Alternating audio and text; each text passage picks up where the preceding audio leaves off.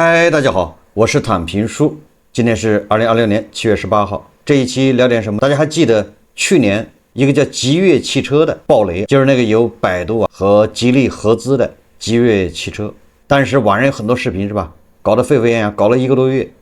有员工把管理层堵在办公室，有经销商是吧堵公司，还有供应商到极越汽车办公室办公楼去搭帐篷讨要供应款、应收账款、讨账。这个视频网上很多，后来极越汽车现在什么情况也不知道，应该是没了，清零。最近我们也天天说是吧，新能源汽车行业乃至全球的汽车行业都很难，无论是主机厂商还是经销商，甚至那些供应商都很难。整个6月份汽车行业咱们国内消费居然是20%多的下降，新能源汽车9%还是10%的下降。所以我们一直说，在这种情况下谁能扛得住？大家或许还能想起去年那个长城汽车的老总魏建军已经一针见血地指出，汽车行业的恒大已经产生了，在当时还引起了不小的轰动，还有引起了这个口水互相互怼。但是不管怎么怼，确实汽车行业从世界从国际上到国内，从油车到新能源汽车，现在日子都不好过，这个是不争的事实。说着说着又一家车企爆雷了。今天聊哪一家？最近网上在流传一个叫智己汽车的爆了，果然雷声不断，还没到刚到下半年就有车企扛不住了。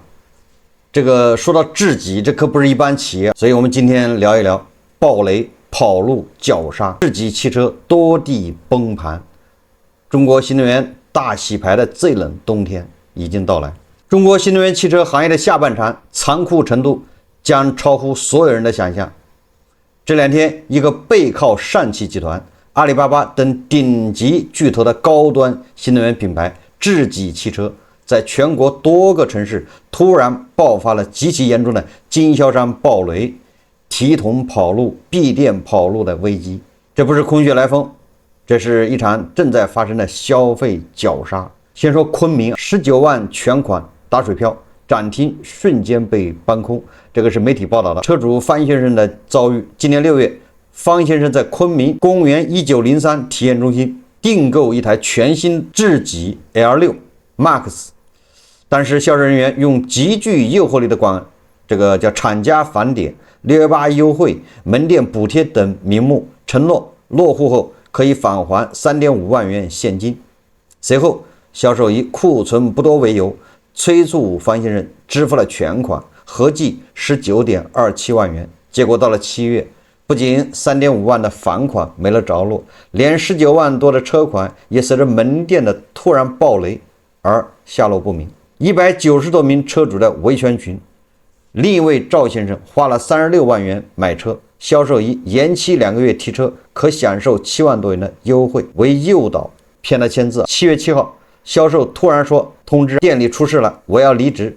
等赵先生连夜赶到门店时，金融公司已经开始疯狂的拖车。第二天，所有办公设备和展车被全部搬空。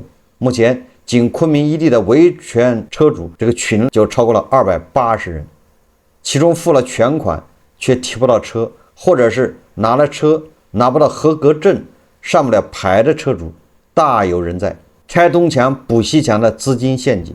涉事经销商昆明叫智行悦行，法人周南公开承认，公司的资金属于滚动状态，说白了就是用新车主的钱去赎前面车主的合格证。前面车主的合格证在哪儿呢？在银行，压在银行是贷款。一旦新车主流量见顶，资金链断裂，整个体系瞬间雪崩。你以为仅仅是昆明吗？一个地方不是。根据媒体报道，网友发帖，实际上珠海、上海多地的这个展厅都爆雷。珠海香洲用户中心贴出闭店通知，宣布因运营调整暂停营业。该店与昆明经销商为同一套班底，都是叫周南层持股，危机如多米诺骨牌蔓延。上海叫汇聚体验中心爆出更魔幻的新闻，门店负责人直接卷走多名客户的购车款跑路。目前该案已移交警方调查。这是智己汽车经销商，那下面受害者就是消费者，消费者钱交了，车不见了。这不就是烂尾楼吗？烂尾车，最惨打工人，也就是这些买车的还不算最惨，60名员工被欠薪3个月，不仅消费者被绞杀，门店的员工同样在流着泪维权。昆明3家暴雷门店的60名员工已经被拖欠了整整3个月的工资，老板一句没钱发不了便不见人影，员工们甚至连官方的兜底短信都没有收到，在维权乱上彻底的陷入僵局。所以表面上看是自己的经销商暴雷，实际上他们是一个链条上，至于链条从上面爆还是从下面爆，都是这个链条出问题了，这个大家能理解吧？主机厂商只不过是在头部，那这个经销商暴雷的这个智己汽车到底什么来路呢？很多人会问，智己汽车不是杂牌，它背后站着可是万亿级巨头，怎么会沦落到这个地步？首先，智己可以说是含着金钥匙出生的，它可比那个去年暴雷的极越那要高一个段位。为什么呢？你看，首先是显赫的股东背景，智己汽车成立于2020年。由3家超级巨头联合打造。第一家是上汽集团，持股超50%，提供生产制造和供应链背书。你看看上汽集团呢。第二个股东呢，湛江高科，代表上海国资的科技金融力量，有上海市政府、上海湛江高科参与。第三个股东呢，阿里巴巴集团，提供阿里云、达摩院的智能算法与流量生态支撑。可以说，智己含着金钥匙出身，绝对的豪门，是富家子弟。那这个级别是不是比那个极越还强？极越的股东一个是百度，一个是吉利。那百度招阿里那是过了气了，那吉利那你那是民企，人家上汽集团什么概念？这还有湛江高科代表市政府，但是这样的依然困难重重。首先智己汽车我也不知道，当然了，我对新能源汽车不了解，又没有买过，也没有开过，也不关注。这么出来这么多牌子，你说让谁记呢？对吧？上半年就出来几百个新车型，那谁能记得住呢？据说这个智己的定位是中高端纯电品牌，主力车型智己 L7、LS7、LS6、L6 等，定价在20万到40万元之间。那也就是它的竞品，它对标的是蔚来、极氪这样的豪华科技。当然了，也就难免它的竞争对手就包括特斯拉，是吧？这都是这个价位呗，是这个档位的。然而，这种既要又要的定位，导致其品牌形象模糊，始终未能建立起像理想汽车叫奶爸车，或未来的叫极致服务那样的鲜明的用户标签。也就是对，你想这个理想汽车、蔚来虽然各有各的问题，好像不咋地，但是你要一说，我就知道它是造汽车的，而且它车大概是干啥的。但是这个智己确实在营销上面，反正我都不太知道，所以这一块就差，因为这玩意儿现在靠的就是营销啊，就靠大字营销，小字免责啊，这玩意儿那粗粮那玩的明明白白。我就是不买新能源汽车，我也不研究，但是我都知道粗粮它出了2款车，喜欢绿化带，这玩意儿是吧？绷直线200公里什么2秒刹停还是1秒刹停？那这些不管怎么说，你有概念有印象，但是智己它干啥的？不是今天我看这个新闻，我还不知道它是干啥的。还有个知己，这红颜知己，它叫智己。那它市场表现怎么样？现在竞争这么激烈，是吧？你说一个主机厂商最大的悲哀在什么地方？最大的悲哀就是在它火的时候没人知道，临死那一下都知道了。就像极越，那极越汽车也是的，这没几个人知道它是干啥的。那老板创始人好像还是我老乡同城人，名字我也忘了。新能源汽车里面安徽人非常多啊。新能源汽车里面余承东，什么蔚来的李斌，这个比亚迪的王传福，坏了事的极越的那老板叫什么？都是安徽人。所以说我刚才说最大悲哀就是一个企业，他卖车的时候没人知道他，最后回光返照那一下，好多人记住了。但是有什么用？所以我们看看这个智己它到底表现的怎么样？销售数据与市场占有率的情况。表面繁荣，官方财报和宣传语境中，智己今年1到6月累计交付40087台，同比增长高达58%。我也不知道这是什么意思，这6个月卖了4万台，多还是少？反正你要跟小米比，那肯定是少，对不对？小米最多的时候1个月还整个5万台，1个月啊，它是6个月，不太理解。但是你说增长，它是58%，你看着还行是吧？同比，但问题是你体量还是小卡拉米，是吧？经不起风浪。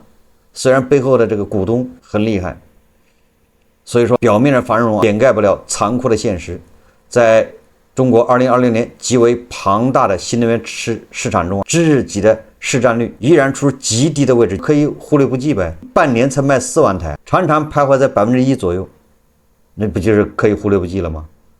它的销量增长很大程度上是靠把车押给经销商和渠道全面下沉了换来的水分。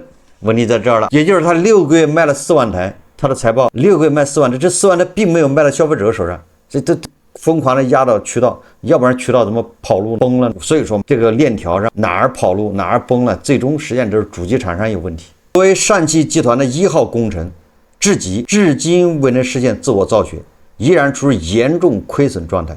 新能源研发铺天盖地的营销推广以及降价潮带来的单车利润骤减，让智己每卖出一台车都要承受巨大的资金窟窿。母公司上汽集团虽然家大业大，但在合资燃油车大盘持续萎缩、关税如全球贸易加剧的2026年，能给智己继续输血的资金和耐心也正在迅速流失。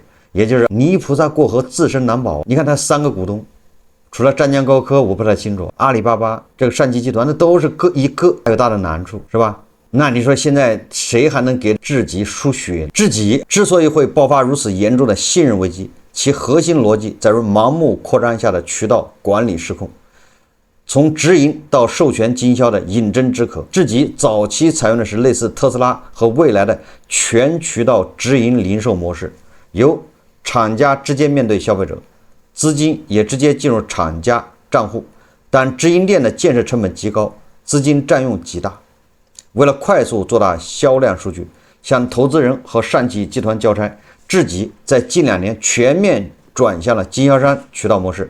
这套模式的本质是把卖车和存货压力外包给经销商，经销商用自己的真金白银向厂家提车，帮厂家扛库存，分担现金流压力。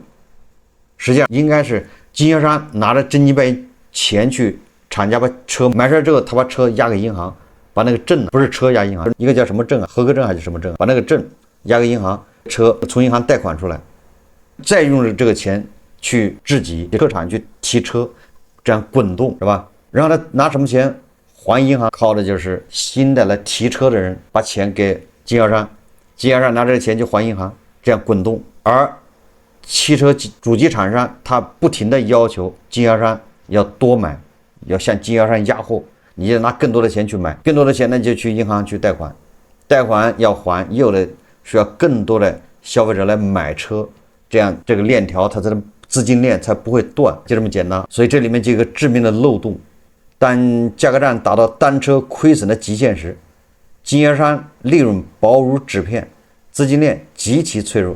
还有一个，如果你不降价，你走量走得慢，你走得慢，人家不来买，这边厂商他为了完成他的 KPI， 为了向母公司、向社会、向投资方、向资本证明我还行，我的销量还是不错的，是有市场占有率是在节节攀高，销量节节攀升，他就不停的向经销商压货，逼经销商往出卖。那经销商这边越压越多，但是反过来买的人并不多，越来越少，所以经销商就会暴雷。智己对这些加盟门店的日常资金流向准入机制几乎零监管，最终导致经销商敢铤而走险，扣下合格证抵押，甚至卷款跑路。根据2026年行业数据，中国汽车经销商库存预警指数高达 57%， 价格倒挂，单车亏损持续扩大。经销商为了回笼资金，只能靠高返利、落户退款、虚假繁荣来吸引消费者，最终表现成为庞氏骗局式的暴雷。那这种模式难道只有智己一家在这么玩吗？实际上不是，所以我们要横向对比一下。如果我们把视线拉长，智己遇到的问题在过去2年的中国车市屡见不鲜。首先就是极越汽车、百度与吉利合资，同样拥有互联网巨头百度加传统大厂吉利。一般这种合作，百度提供营销，提供这个什么流量，也提供资金，提供这个其他的技术，主要是智驾，是吧？传统的厂商是提供供应链、造车、互联网，跟传统厂商合作。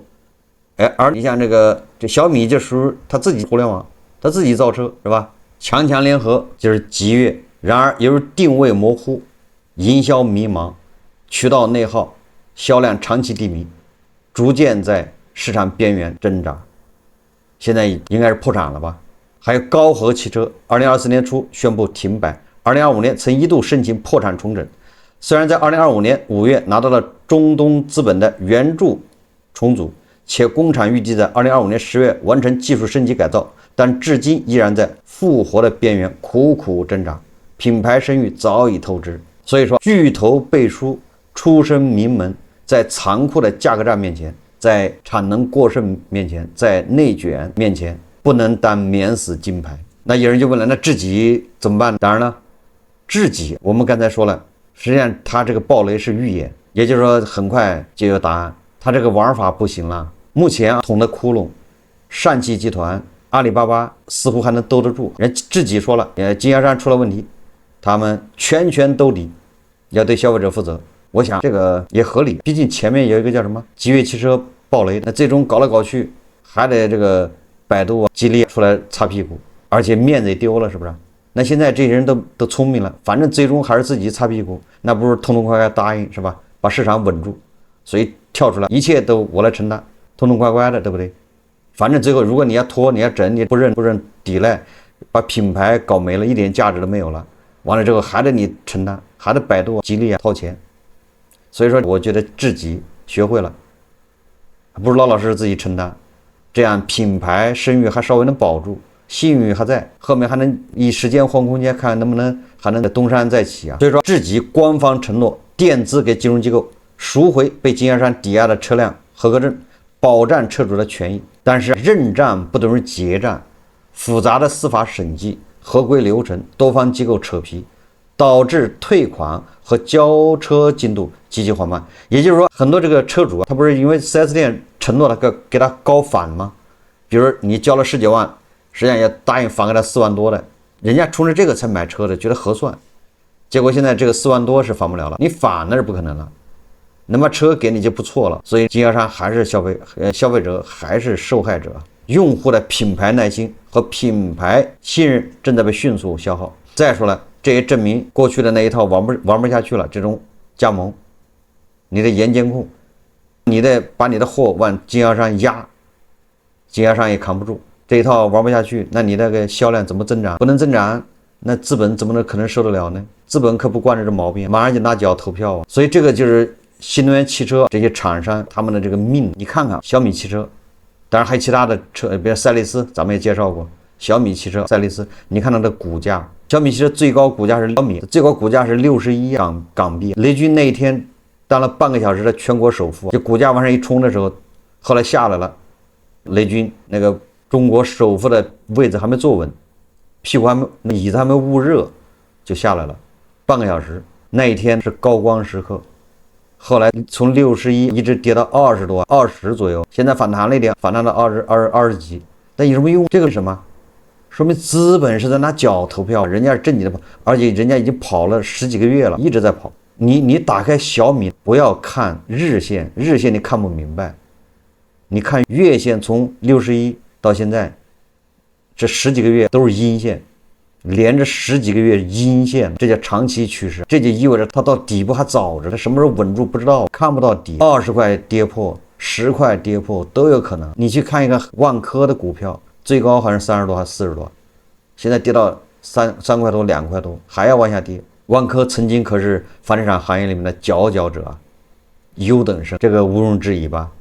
但是现在你看最低2块多，现在是3块，2块多能兜住吗？兜不住，2块都不是它的底。汽车一样，所以我说是资本，这资本嗅觉非常灵敏，说跑就跑。现在它只是个反弹，记住了，反弹是逃命的机会。当然了，那我们老说小米、赛力斯国内的新能源汽车，实际上油车更惨是吧？那广汽是吧？什么？你看那油车股价创10年新低，油车而且卖不出去是吧？现在新车100辆新车里面，油车只占30多辆。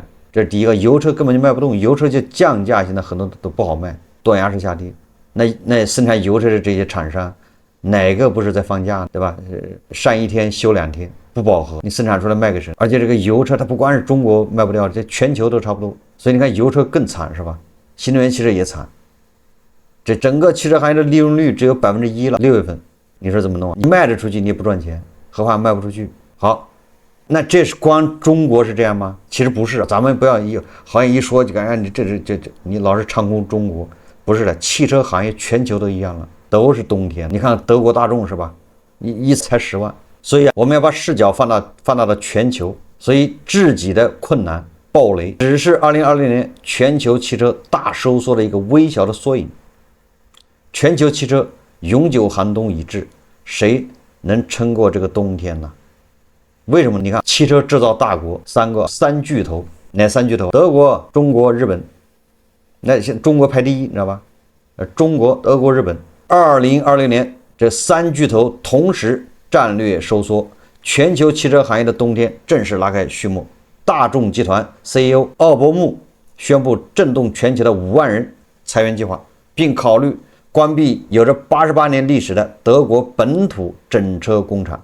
而丰田集团，这日本的骄傲，对不对？象征。新任 CEO 靳健太上任后，面对连续下跌3年的利润和高达1700亿美元的全球关税成本的压力，宣布紧急精简车型，纠偏电动化路线。丰田集团，而吉利集团呢？李书福启动一个叫一个吉利的大重组，即刻退市，并入吉利汽车。冗余主体被无情关停并转。3家来自德国、日本、中国的全球汽车巨头在同一周释放了同一个信号：大众产能砍掉25%，丰田经营利润连续3年下降，吉利前5个月345万辆的目标只完成了34%。这个是真正不同的是，他们都在收缩，而是他们收缩的方式暴露了各自的问题，站在不同层面。大众收缩是产能和人，5万人的裁员目标，已签2.8万份约束性的离职协议。德国工厂当年平均成本已降20%以上，产能从1200万压缩至900万辆。保时捷也被纳入裁员范围，这个此前被视为集团内不可触碰的品牌。奥伯穆在 AGM 上用的是过去时态，所有的核心战略目标均已达成。他在告诉股东，收缩不是未来要做的事，是已经做完的事。而丰田收缩的是产品复杂度，吉利收缩的是组织架构。一个在砍工厂，一个在删车型编号，一个在关公司，病根不在同一个层面，说明3家的危机深度也不同。收缩不是周期性，是结构性的。什么意思呢？丰田、大众、吉利这3个巨头从他们掌门人的措辞表态就能看出重要变化。汽车行业已经发生变化了，不是豪言壮语的时候啦。大众的奥伯穆他说，2024年到2025年还在说不激进裁员，2020年直接亮出了5万人数字。去年还说不激进裁人，今年扛不住了吧？才5万，而且他实际上是10万，那5万是通过各种手段，是吧？我看过报道。而李书福说什么？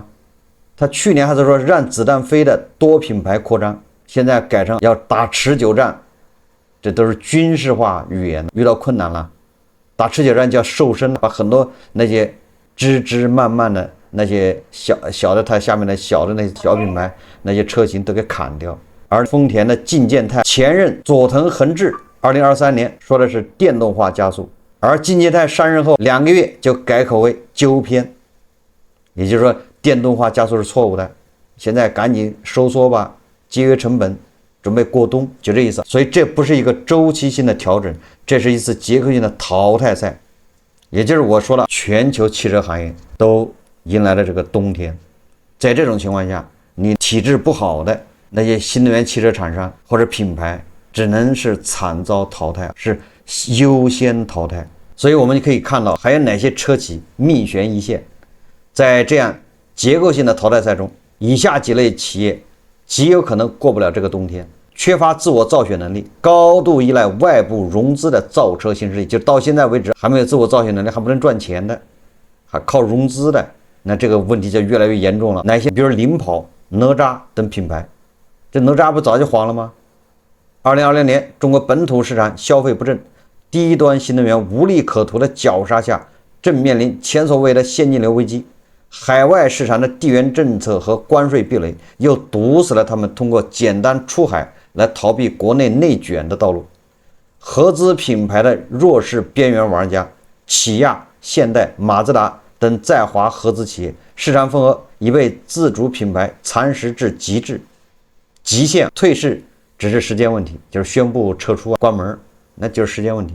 盲目高端化却无技术护城河的品牌，像吉时汽车以及其他依靠代工模式生产的生态造车品牌，随着国内代理经销商模式合规风险放大和资金链收紧，随时可能因为一家关键经销商倒闭而引发全盘崩盘。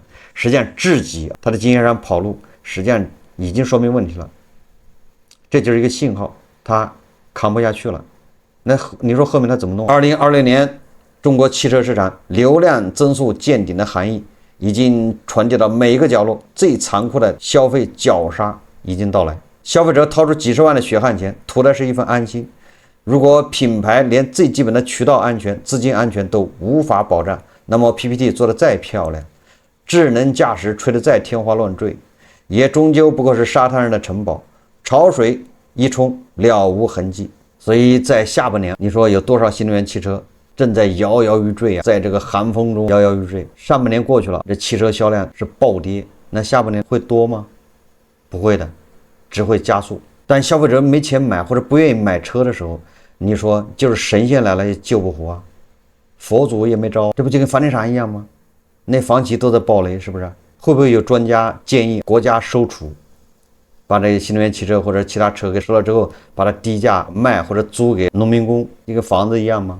有没有专家会出这主意啊？搞汽车银行，就像房地产银行一样，汽车银行，国家出几万亿发债券收这汽车，就为了救汽车厂商吗？为了救汽车行业，就像救房地产一样，买了之后把它廉价租给那些农民工，变成廉租车、保障车。我想会的，因为咱们中国就不缺这样的专家。好，这期节目我们就聊到这里，感谢大家收看。如果喜欢我的节目，欢迎点赞、评论，谢谢大家。